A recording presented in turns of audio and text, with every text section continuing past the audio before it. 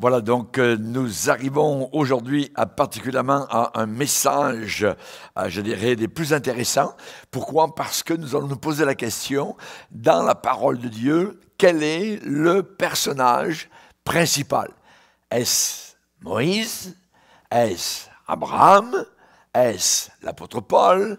Est-ce l'apôtre Jean? Donc, qui est le personnage principal? Eh bien, évidemment, nous allons voir cela et nous allons lire deux passages, particulièrement dans la parole du Seigneur. L'un dans Ésaïe et l'autre dans Corinthiens.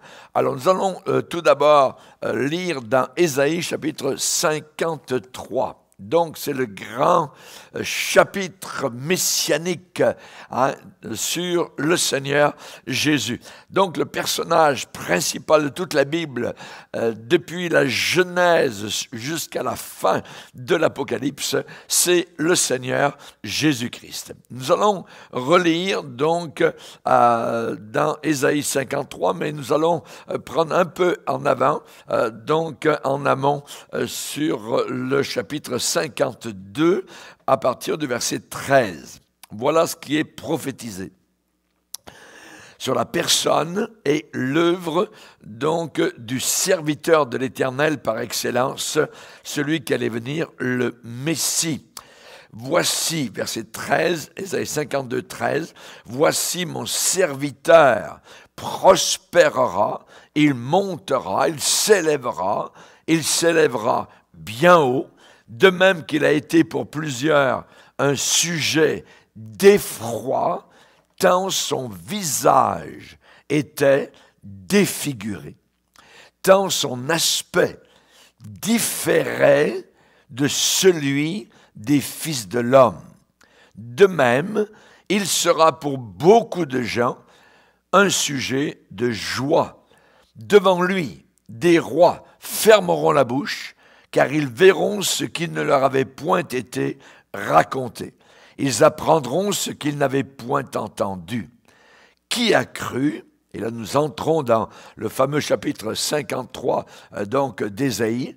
Qui a cru à ce qui nous était annoncé? Qui a reconnu le bras de l'Éternel? Il s'est élevé devant lui. Là, il y a une description donc du Messie. Il s'est élevé devant lui, devant le Père, comme une faible plante, comme un rejeton. Les prophètes vont parler du germe en parlant de Jésus. Un rejeton qui sort d'une terre desséchée. Tout était sec en Israël à cette époque-là, d'une terre desséchée. Il n'avait ni beauté, ni éclat pour attirer nos regards. Son aspect n'avait rien pour nous plaire. Et ensuite, on va parler des souffrances donc de Christ, méprisé et abandonné des hommes, homme de douleur et habitué à la souffrance. Semblable à celui dont on détourne le visage, nous l'avons dédaigné, nous n'avons fait de lui aucun cas. Et ensuite, il est décrit, donc on parle, après avoir décrit sa personne, on décrit maintenant son œuvre. Donc, il est dit, cependant, ce sont nos souffrances qu'il a portées, c'est de nos douleurs qu'il s'est chargé, et nous l'avons considéré comme puni, frappé de Dieu et humilié. Et ensuite, nous allons voir la raison pour laquelle, donc, ces souffrances, eh bien, c'est par, je dirais, amour et par substitution, donc, il s'est substitué à nous. Et là, on va voir que c'est pour le péché. Et ensuite, dans Ésaïe 53, la mention du péché revient 7 fois. Donc, ça dit, mais il était blessé pour nos péchés, brisé pour nos iniquités, le châtiment qui nous donne la paix est tombé sur lui, et c'est par ses meurtrissures que nous sommes guéris. Nous étions tous errants comme des brebis, chacun suivait sa propre voie, et l'Éternel a fait retomber sur lui, encore là le péché, l'iniquité de nous tous. Donc, et on va terminer avec le verset 7. Il a été maltraité et opprimé. Il n'a point ouvert la bouche, semblable à un agneau qu'on mène à la boucherie, à une brebis muette devant ceux qui la tondent. Il n'a point ouvert la bouche. Donc, ici, c'est le premier passage que nous allons lire, donc sur le personnage principal de la Bible. Et on va lire un deuxième passage dans Corinthiens, 1 Corinthiens 15, juste un rappel. Dans 1 Corinthiens 15, l'apôtre Paul va rappeler quelque chose aux Corinthiens. Donc, son enseignement, il est résumé donc dans ces deux versets, l'enseignement de l'apôtre Paul. Je vous ai, 1 Corinthiens 15, versets 3 et 4. Je vous ai enseigné avant tout, comme je l'avais aussi reçu, qu'est-ce qu'il a enseigné?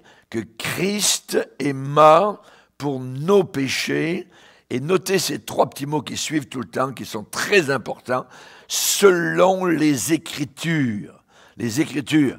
Et il y a beaucoup d'Écritures dans l'Ancien Testament, évidemment, qui parlent de cela.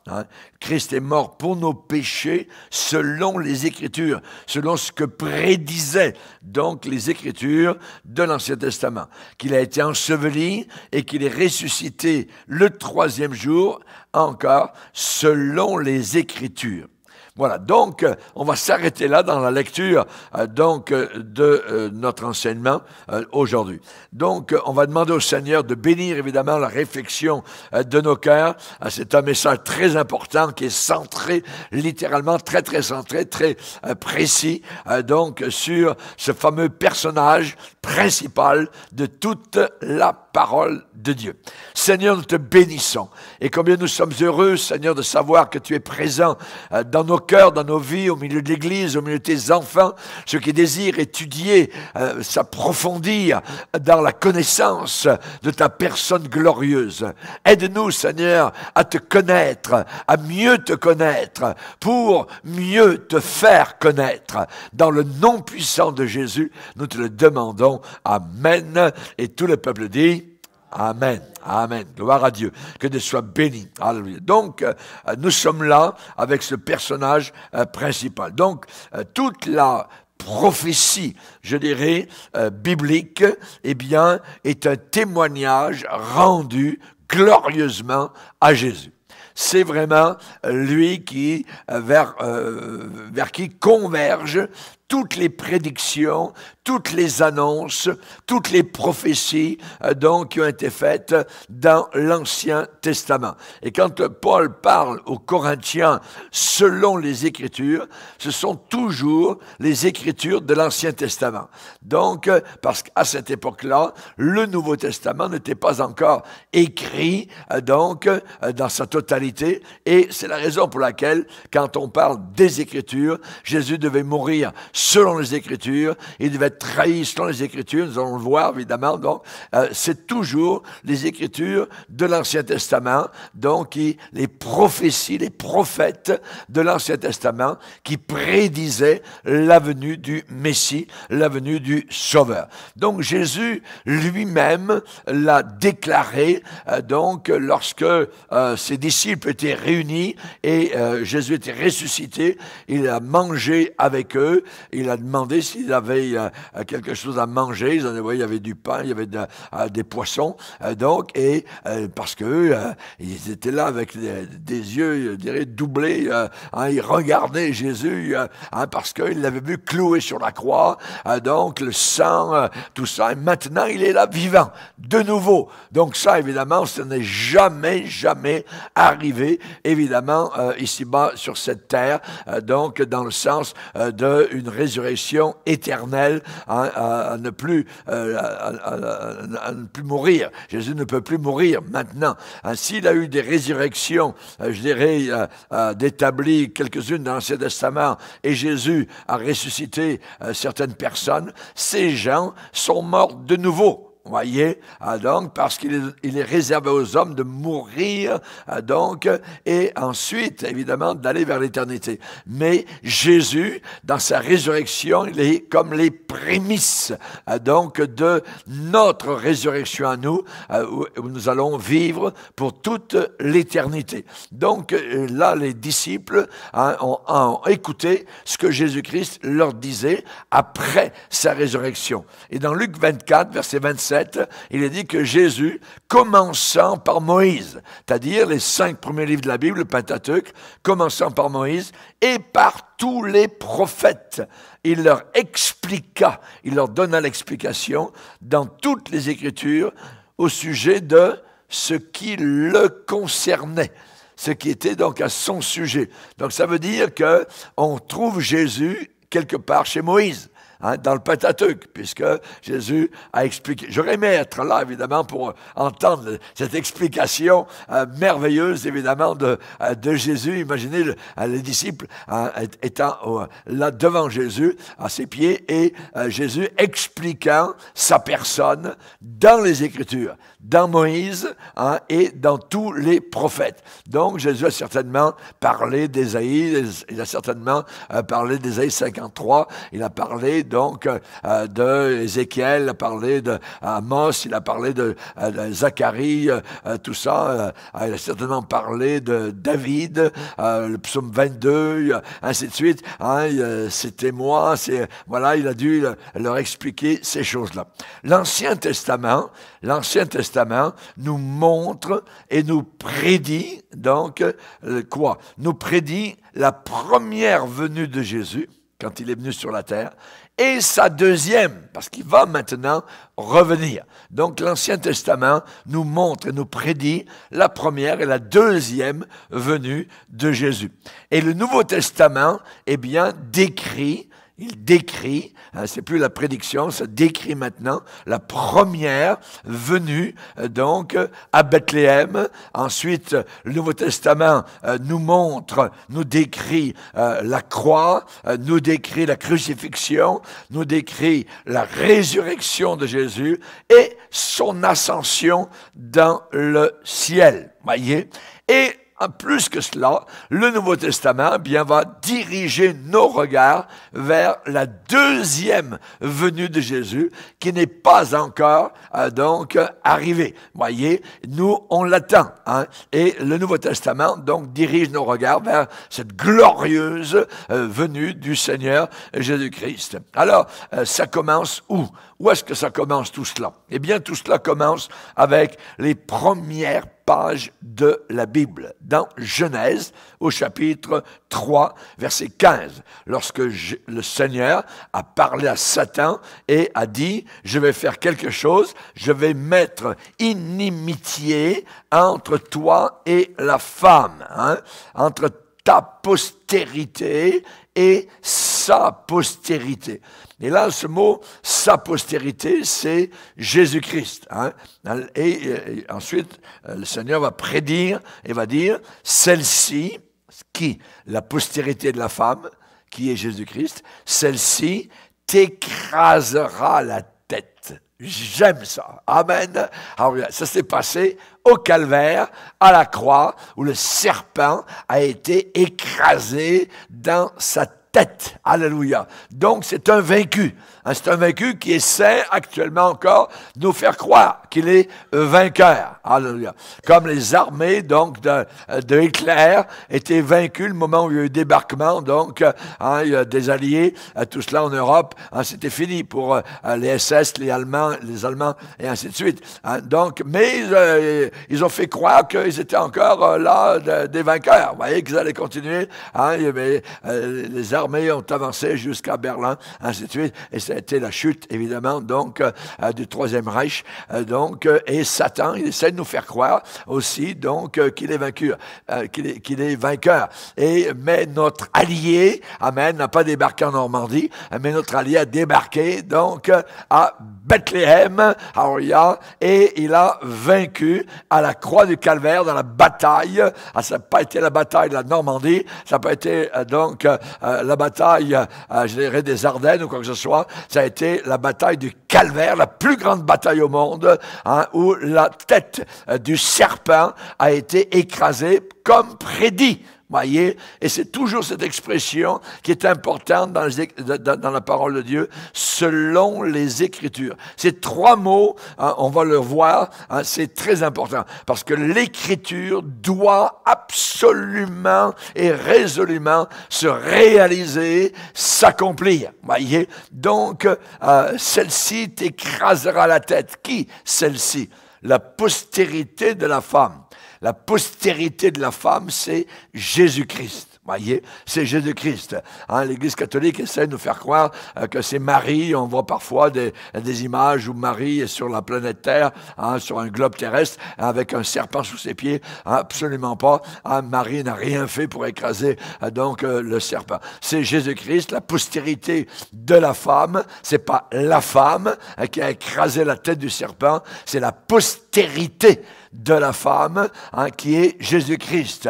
Celle-ci t'écrasera la tête et tu lui blesseras le talon.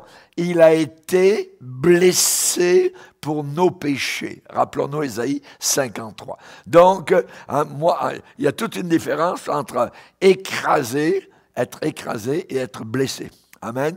Jésus a été blessé, et il a glorieusement guéri de sa blessure parce que enterré, mais pouf, ressuscité d'entre les morts. Amen. Tandis que Satan, il a perdu totalement le contrôle sur ceux qui ont donné leur vie à Jésus-Christ, hein, et qui ont abandonné leur péché. Donc merci Seigneur. Donc ce que nous voyons, c'est que ça commence avec les premières pages de la parole de Dieu, Jésus blessé à Golgotha, mais Satan écrasé dans sa tête, hein, évidemment, il est devenu totalement insensé, fou, je dirais, hein, il pense qu'il va gagner jusqu'à la fin, mais la parole de Dieu, et il la connaît, évidemment, donc il va en enfer pour l'éternité. Amen. Bon Seigneur. Donc, la postérité de la femme, si on prend cette expression, c'est la plus grande histoire de la Bible. C'est la plus grande histoire de la Bible, hein, avec la naissance virginale de Jésus-Christ. Il est né, comme personne d'autre n'est né ici-bas sur cette terre. Et le dernier livre de la Bible, l'Apocalypse, nous apporte un regard victorieux vers l'agneau. L'agneau, cette expression agneau, hein, est très importante. Pourquoi? Bien parce que on voit l'agneau dans la Pâque, par exemple, dans l'Exode, on parle beaucoup de l'agneau, cet agneau dont les os ne devaient pas être cassés, hein, ou encore une autre expression, la Pâque, hein, c'est Jésus-Christ. La Pâque, Christ, notre Pâque, a été immolé. Donc, nous voyons l'agneau très important dans Ésaïe 53. On le voit aussi.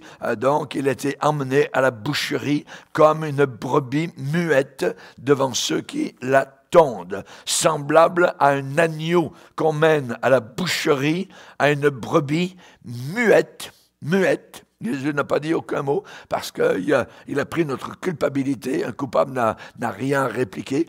Donc, il a obéi, il a voulu prendre notre place à la croix. Donc, semblable à un agneau qu'on mène à la boucherie, à une brebis muette devant ceux qui la tondent. Cette boucherie, c'était le calvaire. Cette boucherie, c'était la crucifixion. C'était à Golgotha. Et particulièrement, l'Apocalypse nous montre l'agneau. J'ai rapidement fait un compte avant de préparer cette étude sur le nombre de fois où l'on voit agneau dans l'Apocalypse.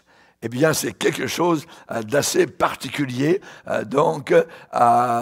On voit à peu près, je dirais, 18 fois, imaginez l'expression agneau. Peut-être je n'ai pas tout vu, mais j'ai remarqué au moins 18 fois. Regardez, si vous allez vers l'Apocalypse, voyez, nous voyons tout d'abord dans Apocalypse chapitre 5, ce que nous voyons au verset 6, « Et je vis au milieu du trône et des 4 êtres vivants, et au milieu des vieillards, un agneau qui était là comme immolé. » Voyez, immolé. Donc on voit cet agneau victorieux, donc, mais qui portera les marques de ses blessures pour l'éternité. Donc l'agneau. Ensuite, verset 8, quand il eut pris le livre, les 4 êtres vivants et les 24 vieillards se prosternèrent devant l'agneau. L'agneau, hein, verset 12, ensuite, il disait d'une voix forte, l'agneau qui a été immolé est digne de recevoir la puissance, la richesse, la sagesse, la force, etc. Ensuite, verset 13b, à celui qui est assis sur le trône et à l'agneau, soit la louange, l'honneur, la gloire, la force. Vous voyez, l'agneau. Ensuite, je regardais, donc, chapitre 6, je regardais quand l'agneau ouvrit un des 7 sceaux. Voyez, donc on a là l'agneau. Ensuite, chapitre 6, verset 17, hein, et devant la colère de l'agneau. Voyez, car le grand jour de sa colère est venu et qui peut subsister. Chapitre 7, verset 9. Après cela, je regardais, il y avait une grande foule, personne ne pouvait les compter, de toute nation, toute tribu, tout peuple, toute langue. Ils se tenaient devant le trône et devant l'agneau, revêtus de robes blanches et des palmes dans leurs mains.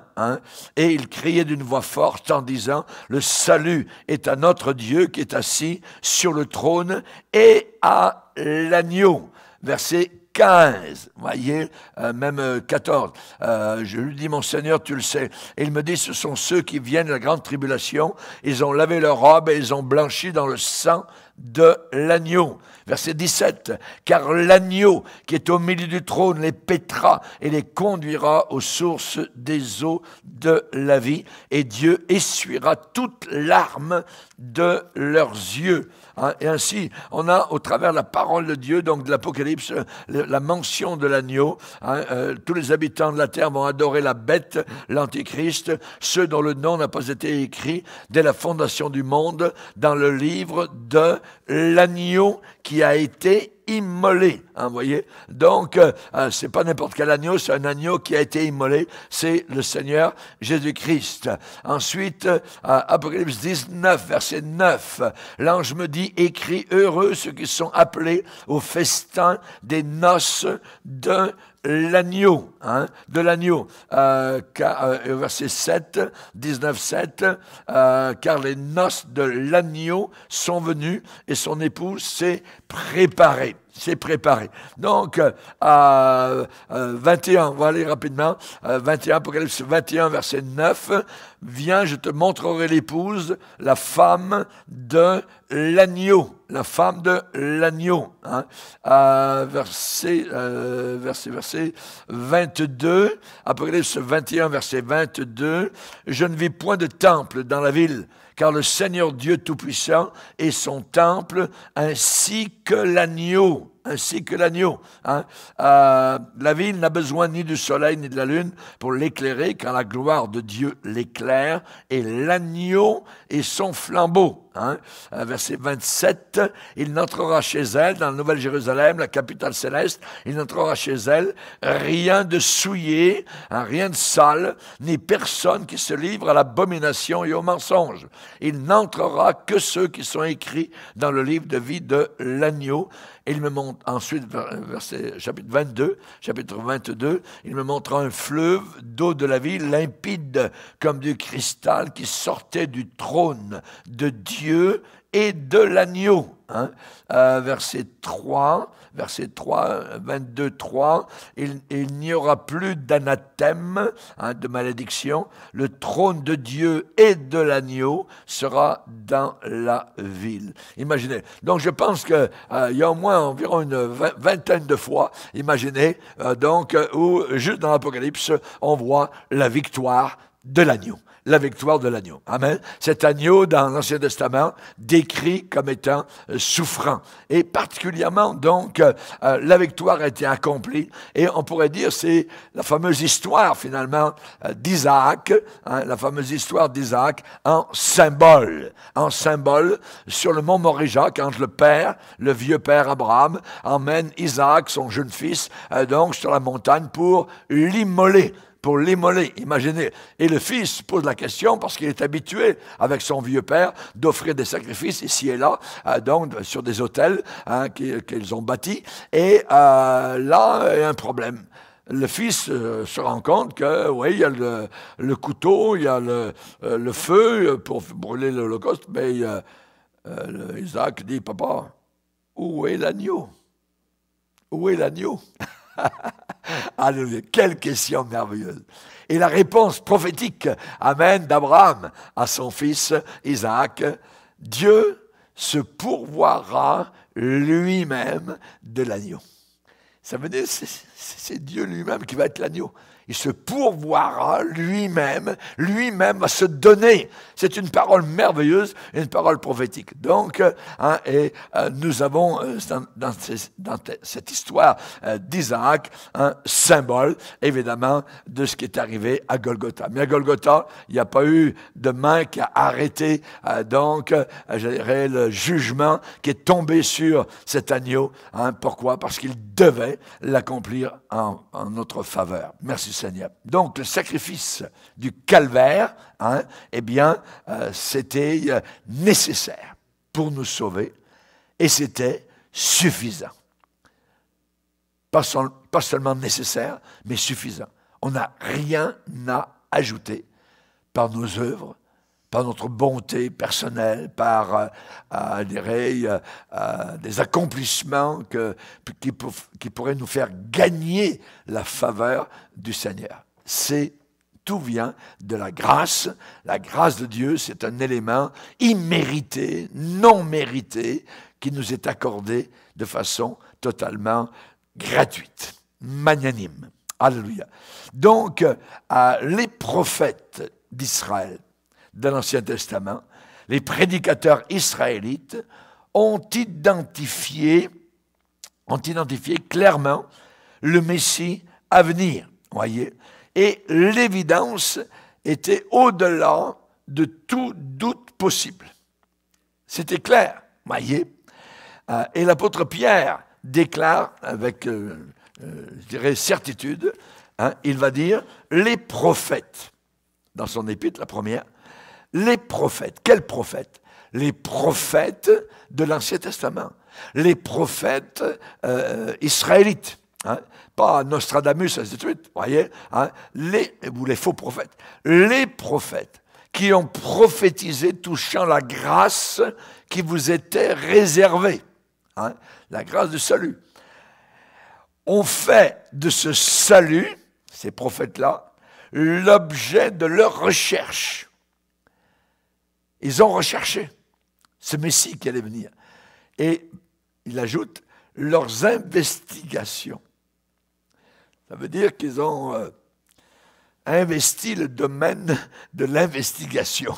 Ils ont cherché, donc, dans les Écritures, le Saint-Esprit les a conduits et ils ont écrit au sujet du Messie, poussés, je dirais quasiment forcés par le Saint-Esprit, voulant sonder l'époque. Quand? Les circonstances. Comment? L'époque et les circonstances marquées par l'Esprit de Christ qui était en eux. L'Esprit de Jésus-Christ était en eux.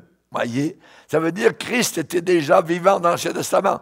Il vivait au travers des prophètes, voyez. Et l'Esprit de Christ, le Saint-Esprit, attestait d'avance. Ça veut dire qu'il prédisait d'avance, voyez. Il prévoyait, il voyait à l'avance. Il prévoyait quoi? Hein? Eh bien, l'Esprit de Christ qui était en eux attestait d'avance deux choses. Et souvent, on va le voir, les hommes religieux d'Israélites n'ont vu qu'une seule chose. Ils n'ont pas vu les deux choses. Et là, il est dit que le Saint-Esprit a testé d'avance, premièrement, les souffrances de Christ, et deuxièmement, la gloire dont elle serait suivie. Et souvent, les pharisiens, les théologiens israélites, ainsi de suite, n'ont vu qu'un seul côté de la chose. Ils n'ont vu que le côté de la gloire. Le Messie s'en vient, les Romains vont être mis à la porte, voyez. Hey Seigneur, quand est-ce que tu vas rétablir le royaume d'Israël? Voyez. Donc même les disciples, après avoir passé 3 ans avec le Seigneur, eh bien, sont encore imbus de cette pensée-là, le Messie glorieux va revenir. Mais ils ne voyaient pas particulièrement le côté souffrance du Messie. Donc, dans l'Ancien Testament, il y a les deux, il y a le complet, voyez, côté souffrance, côté gloire. Donc, les prophètes de l'Ancien Testament ont attesté d'avance les souffrances de Christ et la gloire dont elles seraient suivies. Il leur fut révélé que ce n'était pas pour eux-mêmes, mais pour vous, c'est-à-dire aujourd'hui pour nous, qu'ils étaient les dispensateurs de ces choses que vous ont annoncées maintenant ceux qui vous ont prêché l'Évangile par le Saint-Esprit envoyé du ciel. 1 Pierre, 1er chapitre, versets 10 à 12, voyez. Donc là, nous avons particulièrement quelque chose de précieux. C'est réglé, c'est résolu, c'est terminé, c'est concluant. Il est venu. Les Juifs d'aujourd'hui attendent le Messie parce qu'ils n'ont pas vu le premier côté souffrance. Et raison pour laquelle, quand ils lisent Ésaïe 53, souvent les Juifs ne veulent pas en parler dans les synagogues parce qu'ils disent que c'est le peuple juif, voyez, qui a souffert, tout ça. Hein. Il y a, mon serviteur, hein, pour eux, c'est Israël. Mais Israël n'a pas porté les péchés du monde. Hein, Israël, donc, c'est pas lui qui a expié donc nos péchés. Absolument pas. Donc, c'est quelqu'un, c'est pas un peuple, voyez, c'est quelqu'un de particulier, c'est le personnage principal de toute la Bible, le Messie. Il est déjà venu, et il va revenir. Alors les Juifs sont en retard, voyez, parce que nous attendons la deuxième venue de Jésus-Christ, alors que eux, évidemment, ils n'ont pas vu déjà sa première venue, parce qu'ils n'ont pas vu le côté de souffrance, d'humilité. Que peut-il sortir de bord de Nazareth? Voyez, hein? Donc les politiciens, je dirais, israélites du Nouveau Testament, hein, eh bien, ont identifié un Messie différent. Un Messie différent de la réalité. Et ils ont créé l'image d'un guerrier vainqueur, donc redonnant quoi? Redonnant donc du pouvoir à Israël, un pouvoir politique, une ascendance politique, une supériorité politique donc à Israël. Hein? On voit qu'ils ont préféré quoi? Eh bien, ils ont préféré un mort, voyez, de l'occupation romaine, parce qu'ils avaient besoin de la permission des Romains pour crucifier quelqu'un. Et donc, ils ont préféré, les Juifs ont préféré un mort de l'occupation romaine plutôt qu'un rachat des péchés personnels. Alléluia. Donc, premièrement, c'est la croix avant la couronne. Amen. C'est 2 C. Voyez, mais il y en a un C qui arrive avant l'autre. Hein. La croix, avant, premièrement la croix, il devait souffrir et ensuite régner. Voyez, donc la croix avant la couronne. Il fallait qu'il en soit ainsi. Donc, le Messie devait premièrement souffrir et deuxièmement, ensuite régner. Et dans l'Ancien Testament, Joseph, de l'Ancien Testament en Égypte, eh bien, était un symbole véritable. Qu'est-ce qu'il a dit à ses frères? Il a dit, « Hey, mes frères, j'ai eu un rêve. » « Ah ouais? C'est quoi ton rêve? »« Ma gerbe. » On était dans les champs. On était en train de faire des gerbiers, hein, donc, des gerbes. Et ma gerbe s'est levée. Elle s'est mise debout, voyez, hein, et vos gerbes à vous ont entouré, sont venus autour de la mienne et sont prosternés devant la mienne. Imaginez la jalousie, imaginez, hein, et toi, le petit gars de la famille, hein, alors, donc, est-ce qu'on a bien compris tout ça? Et ils ont commencé à le haïr, vous voyez. Donc, qu'est-ce que ça veut dire? Ça veut dire, évidemment, donc, premièrement, la souffrance. Et Joseph, donc, savait, d'une certaine manière, qu'il allait régner, sa gerbe debout, les autres se prosternent devant lui. Mais avant que ça arrive, la souffrance, hein, haï, jeté dans le puits, vendu aux Ismaélites, hein, vendu sur le marché des esclaves en Égypte.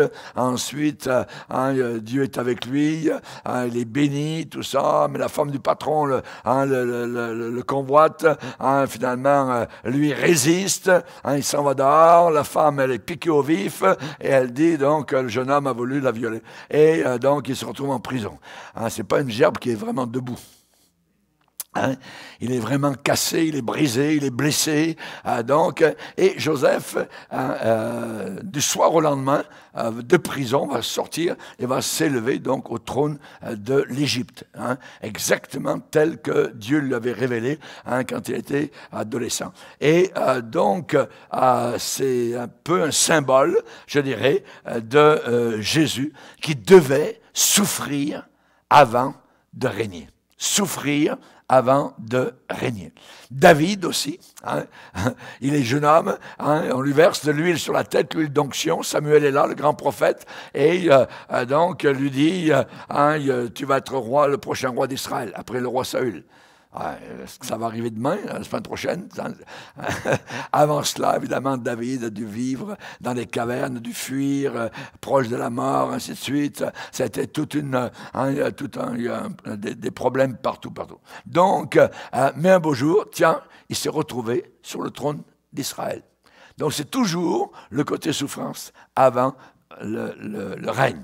Et pour nous aussi, comme chrétiens, c'est encore la même chose. Voyez, ici-bas sur terre, nous persévérons, nous combattons, nous avons une armure. Pourquoi on a une armure? Parce qu'on a un ennemi, parce qu'on est en bataille continuellement, on est en guerre, vous voyez. Hein, il y a des casus belli, je dirais, des cas de guerre, je dirais, régulièrement. Hein, il y a des épreuves, il y a des tentations, il y a je dirais, des ennemis, des démons, tout cela. Et donc, tout cela, c'est avant le trône, avant donc de régner. Et du soir au lendemain, le moment où on meurt, paf, on règne.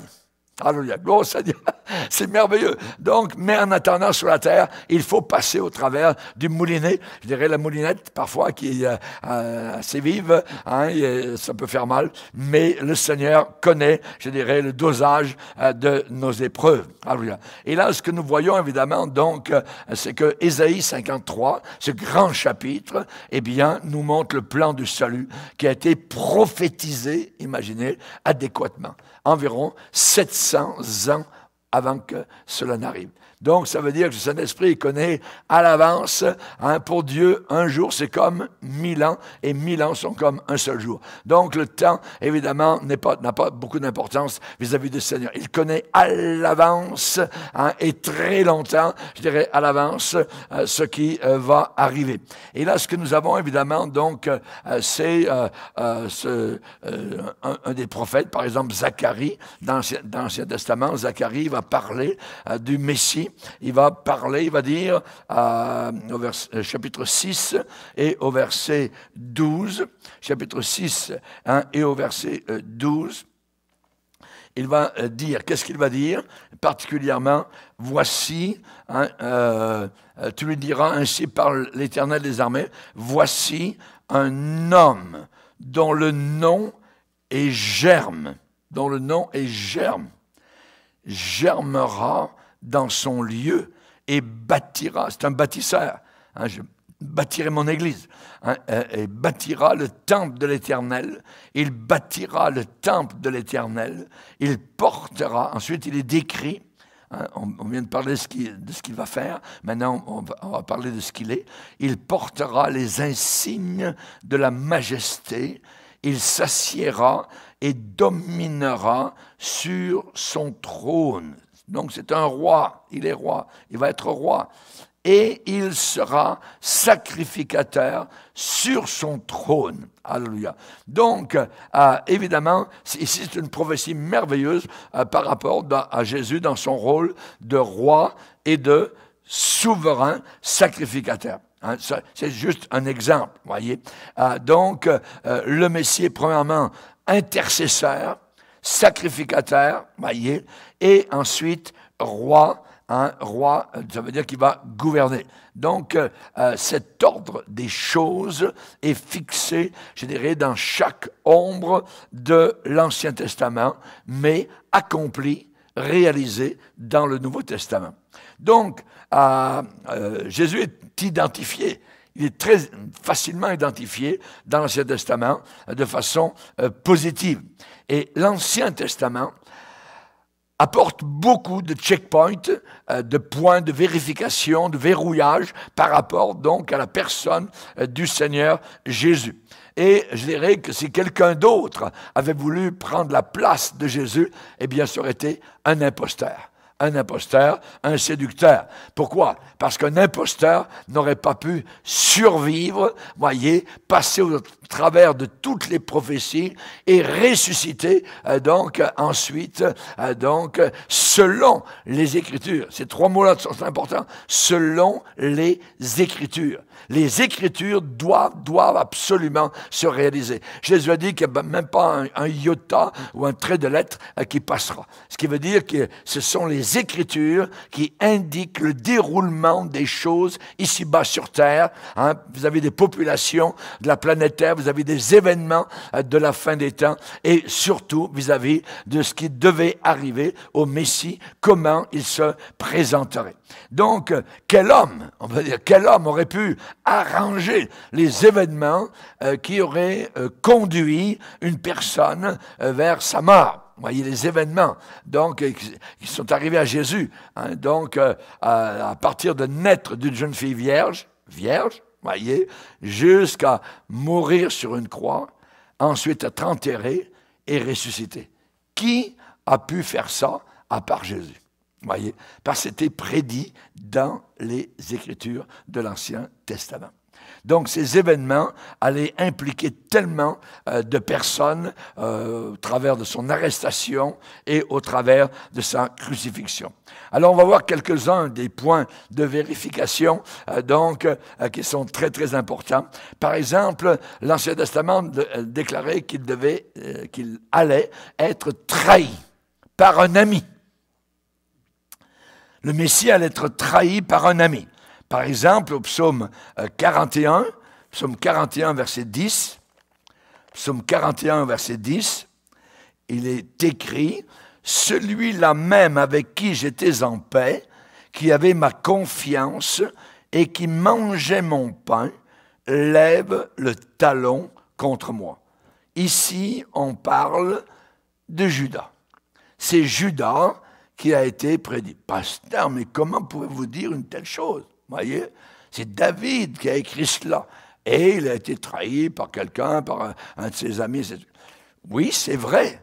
Mais les paroles peuvent avoir des doubles incidences, hein, des doubles, je dirais, répercussions, parfois des triples, ça peut arriver dans les Écritures. Alors, je vais vous le démontrer particulièrement donc dans Matthieu hein, et dans Jean. Donc, Matthieu 26, regardez, Matthieu 26, Matthieu chapitre 26,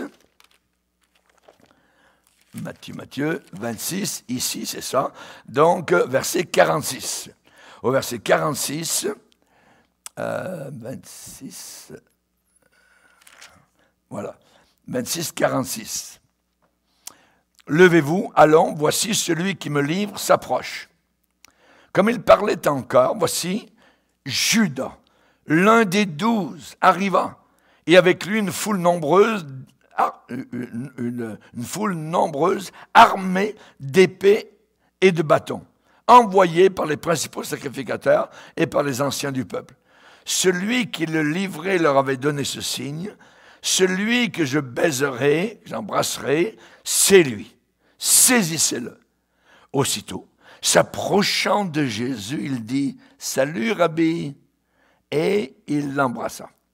Jésus lui dit « Mon ami, ce que tu es venu faire, fais-le. » Alors ces gens s'avancèrent, mirent les mains sur Jésus et le saisirent. Donc, on voit, c'est Judas. Ensuite, lisons maintenant Jean 13, verset 18. Jean chapitre 13, et le verset 18. 13, 18. Ce n'est pas de vous tous que je parle. Je connais ceux que j'ai choisis. Mais il faut que l'Écriture s'accomplisse. Quelle Écriture? Celui qui mange avec moi le pain a levé son talon contre moi. Jésus cite quoi? Il est en train de citer Psaume 41, le verset 10. Voyez. En parlant de qui? En parlant de Judas. Voyez. Dès à présent, je vous le dis, avant que la chose arrive, afin que lorsqu'elle arrivera, vous croyiez à ce que je suis. Donc, on voit qu'il serait trahi par un ami. Ensuite, il est dit que dans l'Ancien Testament, toujours évidemment, il serait vendu pour 30 pièces d'argent. Ça, c'est Zacharie 11, verset 12. Voyez. Donc, et dans Matthieu 26, versets 14 et 15, ils lui payèrent à Judas 30 pièces d'argent. L'Ancien Testament disait 30. Voyez, Nouveau Testament dit, pour accomplir, 30 pièces d'argent. Ensuite, cet argent obtenu, eh bien, allait être jeté au champ pour acheter le champ d'un potier, du potier, voyez, à Jérusalem. Il est dit, Matthieu 27, versets 3 à 10, ils achetèrent avec cet argent le champ du potier. Et Zacharie 11, verset 13, parlait exactement de cela. Ensuite, Jésus allait être accusé par des faux témoins. Il allait y avoir des faux témoins. Hein. Psaume 35, par exemple, dans l'Ancien Testament, verset 11, des faux témoins se lèvent. Psaume 109, verset 2, ils ouvrent contre moi une bouche méchante et trompeuse. Ça, c'est ce qui était prédit. Donc, ce sont des passages qu'on appelle, dans l'Ancien Testament, des passages messianiques. Est-ce que ça s'est réalisé? Eh bien, Matthieu 26, versets 59 et 60, il est dit que les souverains sacrificateurs et les anciens cherchèrent quelques faux témoignages. Quelques faux témoignages. Donc, c'est arrivé. Et ça avait été prédit. Ensuite, il avait été prédit que ses disciples au Messie allaient l'abandonner. Jésus a dit, Matthieu 26, verset 56, « Je serai pour vous tous cette nuit une occasion de chute, car il est écrit. » Donc Jésus a cité les Écritures de l'Ancien Testament. « Je frapperai le berger, le pasteur, et les brebis du troupeau seront dispersées. » Et où est-ce que se trouve ce passage? Dans Zacharie 13 et le verset 7. « Épée, frappe le pasteur, et que les brebis soient dispersées. » Exactement ce que le Seigneur a cité. Ensuite, on lui frapperait, on lui enverrait des crachats au visage. Imaginez. Donc, ça avait été prédit. Matthieu 26, 67, 68, ils lui crachèrent au visage, lui donnèrent des coups de poing et le giflèrent, lui donnèrent des gifles. Hein. On a ça dans Matthieu 26, 67 et 68. Et dans Ésaïe 50, il avait été prédit dans ce passage messianique, dans Ésaïe 50, versets 6 et 7, qu'était-il dit ici? 50, 6 et 7, « J'ai livré mon dos à ceux qui me frappaient et mes joues à ceux qui m'arrachaient la barbe. Je n'ai pas dérobé mon visage aux ignominies et aux crachats. » Donc, on parle ici du Messie. On parle de Jésus. Ensuite, il y a beaucoup de points je dirais, de vérification. Donc, que le Messie serait muet devant ses accusateurs. Muet. Hein? Dans Matthieu 27, versets 12 à 14, « N'entends-tu pas de combien de choses il t'accuse ?» Et il ne fit aucune réponse. Matthieu 27, 12 à 14. Hein? Donc, muet devant ses accusateurs, et nous avons cela dans Ésaïe 53, verset 7, hein, qu'il allait être emmené comme une brebis muette. Chaque mot, voyez, est important. Brebis muette. Hein? N'entends-tu pas de combien de choses il t'accuse? Aucune réponse. Ensuite, l'apôtre Pierre parle de cela. Ça dit que injurié, il ne rendait pas d'injure. 1 Pierre, chapitre 2, verset 23. Donc, tout s'accomplissait. Ensuite, il faut aller rapidement. Voyez, il serait donc humilié, il serait blessé, il serait brisé. Ça, c'est Ésaïe 53, verset 5. Hein, donc, il est dit qu'ils mirent sur Jésus un manteau écarlate, sont moqués de lui. Hein, tu dis que tu es roi, donc allez, une couronne, mais une couronne d'épines. Ils ont mis un sceptre dans sa main droite pour se moquer de lui. C'était un roseau, imaginez. Donc, il est dit dans Matthieu 27, verset 26 à 29, ils se moquaient donc de lui et s'agenouillant devant lui, ils lui crachaient au visage. Merci Seigneur, tout ce que tu as supporté pour me sauver donc de l'enfer éternel. Ensuite, on sait que Jésus, eh bien, il a titubé sous la croix, sous le poids de la croix qu'il portait. Il a chancelé, hein, donc peut-être même qu'il est tombé, on ne le sait pas vraiment, mais particulièrement, donc, les soldats romains ont vu que ça ne pourrait pas fonctionner jusqu'au calvaire. Hein. Donc, ils ont attrapé quelqu'un qui était là de passage, voyez, et ça dit que les soldats romains chargèrent de la croix Simon de Cyrène pour qu'il la porte derrière Jésus. Donc, on ne sait pas exactement donc, comment ça s'est passé. Est-ce qu'ils ont laissé porter Jésus juste le patibulum, donc qui était la poutre transversale, hein, qui était moins longue, hein, et l'autre, Simon de Cyrène, qu'est-ce qu'il a porté? On ne sait pas, il n'y a pas de détails vraiment précis. Mais on sait qu'il a dû, le Seigneur Jésus, a dû tituber, peut-être donc chanceler ou tomber. Donc, et dans le psaume 109, verset 24, il est dit « Mes genoux sont affaiblis par le jeûne ». Imaginez, Jésus, il n'a pas mangé depuis longtemps, hein, son sang a coulé, il a été battu, hein, il n'a pas dormi de la nuit depuis, donc c'était terrible, hein, il était affaibli, hein, donc on comprend un petit peu tout cela. Donc, cependant, il est dit que dans Jean va dire, dans Jean 19, verset 17, Jésus portant sa croix arriva à Golgotha. Donc, il a dû peut-être porter quelque chose, c'est-à-dire le patibulum, peut-être la poutre transversale. Donc, c'est peut-être ça. Donc, ensuite, il avait été prédit qu'il aurait les mains et les pieds percés. Les mains et les pieds percés. Dans le psaume 22 qui est un grand psaume qui décrit, je dirais, la crucifixion du Seigneur Jésus-Christ. Et là, dans le psaume 22, donc, les mains et les pieds percés. Et ça dit que dans Luc 23, 33, ils le crucifièrent là. Et donc, ils l'ont crucifié, c'est-à-dire qu'ils ont mis des pointes de fer dans ses mains et dans ses pieds. Dans ses mains et dans ses pieds. Ils le crucifièrent là. Et on sait que Thomas, après la résurrection de Jésus, a dit donc à ses collègues en disant « Si je ne vois pas dans ses mains la marque des clous ». Donc, ça veut dire qu'il a été cloué. Voyez, hein, je veux voir la marque des clous donc dans ses mains, a dit Thomas. Ensuite, il avait été prédit qu'il serait crucifié, le Messie, avec des voleurs, avec des gangsters. Il ne serait pas crucifié tout seul. Vous voyez, tout cela avait été prédit.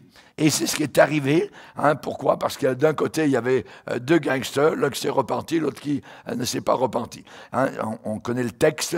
Et donc, ça s'était prophétisé dans Ésaïe 53, verset 12, hein, et dans Marc 15, versets 27 et 28, hein, il est dit qu'il a été mis au nombre des malfaiteurs. Mis au nombre des malfaiteurs. Donc, il a été regroupé avec d'autres malfaiteurs, hein, et il y en avait 2 autres avec lui le jour où il a été cloué. Ensuite, il est dit particulièrement qu'il allait prier, imaginez, pour ses persécuteurs. Il allait prier pour ses persécuteurs, hein, dans sa souffrance. Ésaïe 53, verset 12. Verset 12, voyez, ça dit qu'il a intercédé pour des coupables. Intercédé pour des coupables, voyez. Et on sait que du haut de la croix, il a prié le Père.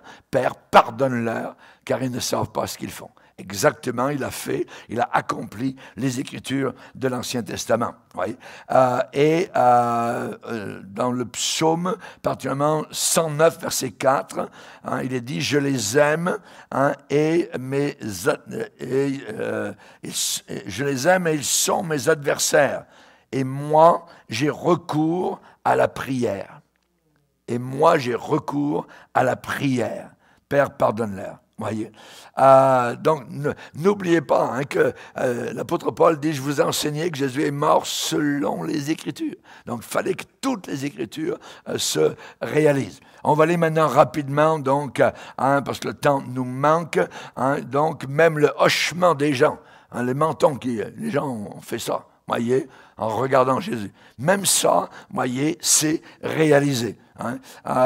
Au psaume 109, verset 25, il me regarde, secoue la tête.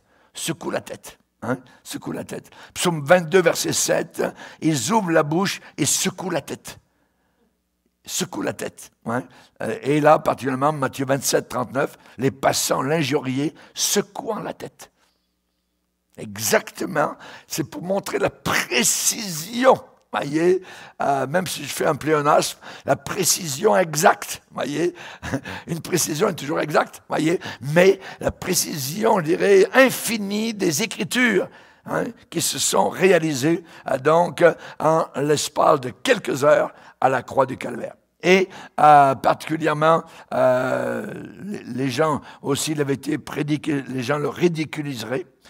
Tous ceux qui me voient se moquent de moi. Tous ceux qui me voient se moquent de moi. Psaume 22, verset 8, réalisé Matthieu 27, 41 et 43. Les anciens se moquaient aussi de lui. Hey, il a sauvé les autres, qu'il se sauve lui-même. Tout ça, il se moquait. Ça avait été prédit. Donc, les gens le ridiculiseraient. Ensuite, le regard étonné des gens. Hein, les gens étonnés. Le peuple se tenait là et regardait.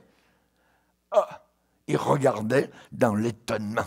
Celui qui avait guéri des milliers de malades, celui qui avait marché sur les eaux, celui qui avait calmé la tempête, celui qui avait amené dans le filet, je dirais, vide, hein, des apôtres, des milliers de poissons, soudain était là cloué sur une croix. Il regardait, étonné. Cela avait été prédit. Cela avait été prédit. Donc, hein, tu as été pour plusieurs un sujet d'effroi, tant son visage était défiguré. Ésaïe 52, verset 14. Ensuite, il avait été prédit que ses vêtements seraient partagés. Imaginez. Est-ce qu'ils l'ont été? Certainement. Hein? Afin que s'accomplisse l'Écriture, ils ont partagé mes vêtements, ils ont tiré au sort ma tunique. Ensuite, il a crié, mon Dieu, pourquoi m'as-tu abandonné? Exactement les mêmes mots du psaume 22, verset 1er. Hein, vers 3 heures, hein, Eloi, Eloi, lama sabachthani. Hein, donc, pourquoi, mon Dieu, pourquoi m'as-tu abandonné? Donc, il avait été prédit qu'on lui offrirait du fiel et du vinaigre. Cela a été fait. Ça avait été prédit qu'il s'en remettrait au Père. Là, je voulais le dire rapidement, que ses amis se tiendraient au loin. Hein, mes amis, mes connaissances s'éloignent à l'écart. Hein, ses os ne seraient pas cassés. Exactement comme Exode avait déclaré pour l'agneau pascal, aucun de ses os ne devait être brisé. Hein. Ensuite, son côté devait être percé. Hein. Ils verront celui qu'ils ont percé. Hein. Son cœur devait être ouvert. On lui perça le côté avec une lance et du sang et de l'eau en est sorti. Ensuite, il avait été prédit par Amos que l'obscurité calamité viendrait sur toute la terre, hein, donc en plein milieu du jour, et pas une éclipse, mais vraiment donc pendant des heures, et de midi à 15 heures, voyez, eh bien, il n'y a pas, ça a été la nuit complète, en plein jour. Et ça, c'est Dieu qui l'a fait, selon Amos, chapitre 8, verset 9. En ce jour-là, quel jour? Le jour de la crucifixion du Seigneur. En ce jour-là, le Seigneur l'Éternel dit, je ferai coucher le soleil à midi. Et c'est à midi que le soleil s'est couché. Hein, et j'obscurcirai la terre en plein jour. Pendant 3 heures. De midi à 15 heures, ça a été la nuit complète. Imaginez. C'est inimaginable pendant que son fils est en train d'expier mes péchés et les tiens à Golgotha. Selon les Écritures. Amen, gloire au Seigneur. Ensuite, il avait été dit qu'il serait enterré dans le tombeau d'un riche. Et c'est arrivé, exactement. Joseph d'Arimathée avait fait construire un beau tombeau pour lui-même, ou sa famille, je ne sais pas, tout neuf, tout ça. Eh bien, il a dit, moi, je donne mon tombeau pour Jésus, tout ça. Et c'est exactement donc ce qui est arrivé. Donc la probabilité que tout ce que je viens de déclarer arrive en même temps pour une seule personne, voyez, quelqu'un a calculé, et ça c'est une seule chance sur 33 millions d'autres. Imaginez. Pour que ça arrive, 1 sur 33 millions. Donc c'est inimaginable. La possibilité que toutes ces choses s'accomplissent dans une seule personne et en même temps. Qui d'autre a été trahi par un ami? Qui d'autre a été cloué sur une croix? Qui d'autre a prié pour ses ennemis? Qui d'autre on a craché sur lui? Qui d'autre on a joué au dé pour avoir ses vêtements? Voyez? Personne d'autre sur toute la terre. Voyez? Donc, il n'y a que Jésus. Donc, ces choses prédites entre 400 ans auparavant et 2000 ans auparavant, voyez, se sont toutes accomplies de façon parfaite et complète. C'est stupéfiant, c'est impensable, c'est inconcevable, impossible, phénoménal. Phénoménal. Donc, Jésus a attiré l'attention des disciples après sa résurrection sur ces prophéties. Il leur en a parlé sur ce qui le concernait. Et ils ont réalisé que la croix n'était pas une erreur. La croix, ce n'était pas un martyre tragique, des choses qui auraient pu être évitées. Non, il fallait que ça arrive. L'apôtre Pierre à la Pentecôte a dit, cet homme livré selon le dessein arrêté de Dieu. Selon le plan arrêté de Dieu. Il va dire la prescience de Dieu. Hein, tout ce que ta main, Seigneur, et ton conseil avaient arrêté d'avance. L'apôtre Paul a dit que Jésus s'est donné lui-même pour nos péchés à la croix. C'est pour nos péchés, pour mes péchés, afin de nous arracher du présent siècle mauvais. Jean va dire, l'agneau qui a été immolé dès la fondation du monde. Ça veut dire, c'était prévu avant même que le monde existe, avant même que le premier tour de la planète Terre se fasse en 24 heures. C'était déjà dans la pensée du Dieu éternel qu'un agneau appelé Jésus, une Pâque, serait immolé sur du bois croisé. Merci Seigneur. L'apôtre Pierre va dire, prédestiné, l'agneau, prédestiné avant la fondation du monde. Alléluia. Afin que s'accomplisse tout ce qui avait été annoncé par le prophète. Afin que s'accomplisse tout ce qui est annoncé par le prophète. Même quand Jésus a dit, j'ai soif, il l'a dit pour accomplir la parole d'un psaume de l'Ancien Testament. Tout, chaque mot, amen, était pensé, calculé, amen, tout s'emboîtait parfaitement dans le canevas prophétique des Écritures. C'était sans faille. Il n'y a pas de faille, ni échappatoire. Les prophètes de l'Ancien Testament n'accordent aucune option, absolument pas. Voyez, aucun choix. La prophétie de l'Ancien Testament rétrécit toujours les possibilités jusqu'au point où Jésus de Nazareth est un fait réel ou bien une fiction, une fraude, un mensonge, une farce, un trompe-l'œil ou une fausseté. Est-ce que c'est une fausseté? Non, c'est une réalité. Alléluia. Il est mort pour des pécheurs. Il devait venir au travers d'une lignée dans l'Ancien Testament, au travers de Sem, voyez, la lignée de Sem, l'un des fils de Noé. Ensuite, la lignée messianique a mis le focus sur Abraham. Abraham deviendra certainement une grande nation. Amen. En lui seront bénies toutes les nations de la terre. La postérité d'Abraham, c'est Jésus.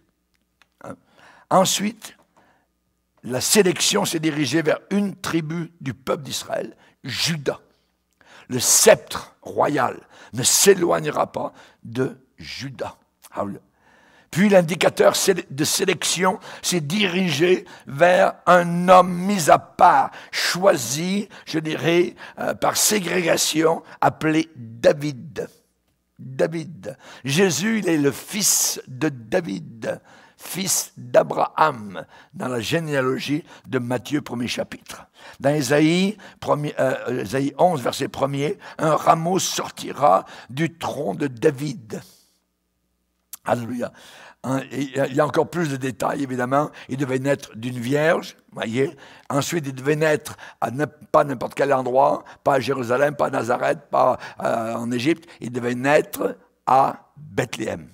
500 ans auparavant, le prophète Michée avait dit « Et toi, Bethléem, tu n'es certes pas la plus petite ville d'entre les villes de Juda, car de toi, Bethléem, sortira pour moi celui dont l'origine remonte au temps de l'éternité. Il dominera. » Alléluia, gloire au Seigneur. Bethléem. Amen. Et Dieu a pris les pensées d'un César à Rome pour qu'il fasse soudainement un recensement. Et Joseph et Marie, qui étaient à Nazareth, ont dû prendre, amen, pas le train, mais le petit âne, tout ça, et sont allés, donc, ont fait un voyage d'environ 200 km, donc, pour aller à Bethléem. Et c'est arrivé au moment où l'enfant qui était dans le ventre de Marie, qui n'était pas né de Matthieu, absolument pas, mais du Saint-Esprit, est né. Alléluia. Il est né là, à Bethléem, tel que le prophète l'avait déclaré. Donc, il allait avoir une entrée humble et triomphale à Jérusalem, hein, selon Zacharie 9.9, tout ça. Donc, je dirais, qu'est-ce qu'on peut dire? C'est que votre foi, vous chrétiens et chrétiennes, vous étudiants de la parole de Dieu, votre foi n'est pas déplacée. Votre foi n'est pas mal placée. Votre foi n'est pas un égarement. Amen. Vous ne croyez pas pour rien en Jésus-Christ. Vous ne croyez pas en vain pour le Seigneur Jésus-Christ. Amen. Alors vous avez dit, Jésus, tu es le seul Fils de Dieu. Amen. De dire cela, cette confession, c'est une confession qui sauve. Alléluia. Tu es le Fils de Dieu. Tu es Dieu le Fils. Alléluia. Gloire au Seigneur. Et on sait particulièrement qu'il y a 260 chapitres hein, dans le Nouveau Testament, et dans ces chapitres, il y a 318 références au retour de Jésus-Christ. Il va revenir. Quand la Bible parle de l'enlèvement, par exemple, eh bien, il va revenir selon les Écritures. Et ça va arriver exactement tel que la parole de Dieu nous l'a annoncé. Amen. Alors, que Dieu soit béni. Nous croyons dans quelque chose qui est formidable. Amen. N'oubliez jamais selon les Écritures. Ces trois mots sont très importants. Amen. Et le personnage principal de toute la Bible, c'est pas Moïse, pas Abraham, c'est pas Paul, c'est pas Timothée, c'est pas l'apôtre Jean, c'est Jésus-Christ. Amen. Jésus-Christ. Que Dieu soit béni. Seigneur, merci. Merci pour ce que nous venons d'entendre. Merci pour ta parole précise, Seigneur. Merci pour la réalité des Écritures, Seigneur, qui nous indiquent le chemin à prendre. Oui, nous confessons. Oui, nous déclarons que tu es Dieu, le Fils.